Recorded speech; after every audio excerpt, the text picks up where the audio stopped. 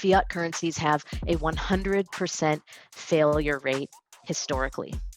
And this And we year, live in faster times than ever. correct. And this year, the US dollar as a fiat currency turns 50 years old. Crypto taking over as a world currency, right? Or as a one world currency, could it take away from the value of the dollar in the world? Is that something that could happen, if crypto continues to emerge as like a worldwide strongest currency? Yeah, well, there's a lot of layers to what you were just proposing. So, um, you know, the US dollar as the global reserve currency, your podcast is hard money, and the US dollar is not hard money anymore. It's not. Mhm. It's easy money. It's also known as fiat money, and fiat comes from the Latin word of nothing. So what that Mhm. means is the US dollar is really backed by nothing. And since August of 1971, when President Nixon closed the gold window, which meant that you could no longer trade a dollar for its equivalent in gold, right? The United States dollar used to be backed by gold, and that was part of the reason why it was going to be the global reserve currency. It was sound money. But after August of 1971, when Nixon closed the gold window, the US dollar became a fiat currency. And fiat currencies typically have about a 40 to 75, maybe 100-year lifespan before they fail. Fiat currencies have a 100% failure rate historically. Nope. And this And we year, live in faster times than ever. correct. And Mhm. this year, the US dollar as a fiat currency turns 50 years old. And the purchasing power, there's all kinds of graphs that I'm sure your team can pull up and things for the show notes that show that the purchasing power of the dollar has really just fallen off of a cliff since it lost its gold backing. So there's a lot of layers to this question, right? The US dollar right now as a global reserve currency, I think that there's a lot of people that are starting to question how much longer it can remain the basis of the global reserve currency. And there's a lot of arguments that it might not make it. Now the question becomes, will it be another country's currency? Will the yuan, for example, replace the dollar as the global reserve currency, or will there be something different?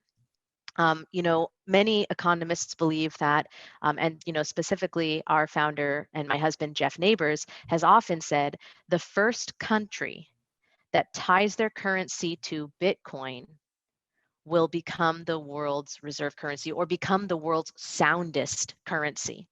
And because Bitcoin has innate scarcity built into it, right? That's one of the tenets of sound money. It needs to have a limited supply, which Bitcoin has.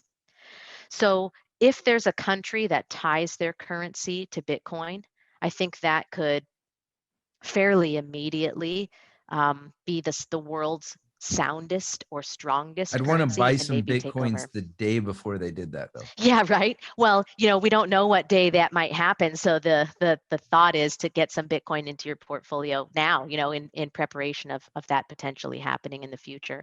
But I think, the issue is, Dutch, that moving from soft money or easy money that we have now back to hard money, it's going to be painful. It's going to be painful for people. We've lived in inflationary fiat currency times for a long time. There's generations of people throughout the world. I mean, I'm going to be 39 in July. I've only ever known the US dollar as a fiat currency. So moving back to a hard money, it's going to be, I think, a difficult transition for people. But I think if there's a way to do it with minimal, bloodshed, or avoiding an extinction level event for our humanity, then I think it has to happen at some point, because I don't think that the path that we're on right now is sustainable.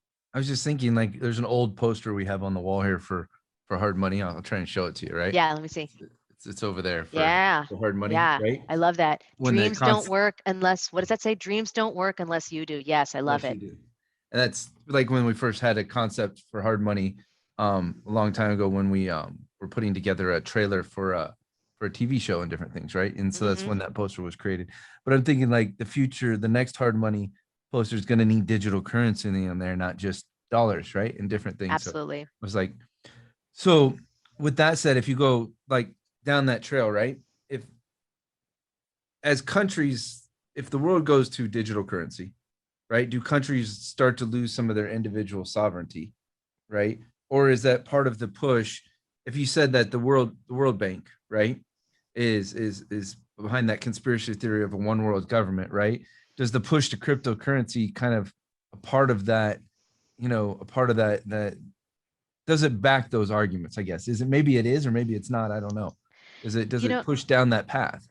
I think that something that many people don't realize about Bitcoin and other cryptocurrencies is part of what makes, not all crypto is like this, but Bitcoin in particular and other cryptocurrencies, they are decentralized, which means that anyone can run a what they call a node, right? It's a computer program. Essentially, anyone can run a computer program and Gold mine. essentially kind of be your own bank. Exactly. So we have the opposite right now, where right now we even say it's a central bank. This is a centralized organization in the United States, that's the Federal Reserve. They are the arbiters of monetary policy. They're the ones deciding how much money to print, how much money is going to be in circulation. With something like Bitcoin and other, not all, but other cryptocurrencies, part of what adds to their value is an innate scarcity or a limited supply and a decentralization. There's no single point of failure. If, for example, China's mining rigs go offline, which a lot of people were recently freaked out about, guess what? China is not the only people in the world mining Bitcoin. There's thousands and thousands of other miners all around the world. So that decentralized nature, I think, spreads out that risk and that control. It becomes a truly free market where if there was a one world government that was trying to create one world currency, if they allow it to be something like a cryptocurrency on a blockchain, and even if they said everyone has to start using this, everyone has to buy it, well, it would be really easy to get onto that blockchain and then trade that into Bitcoin or trade that into another cryptocurrency. I think at this point, we've had so much institutional adoption, hedge funds, pension funds, public companies putting things like Bitcoin into their corporate treasury. The toothpaste is out of the tube at this point. So I do think that some sort of a digital currency is inevitable. We live in a digital world. It's 2021. We're on a computer, you and I right now, having this discussion through the internet. So a digital currency, I don't think is necessarily something to be feared. It just means that the dollar is going online, and maybe it's time for that to happen anyway.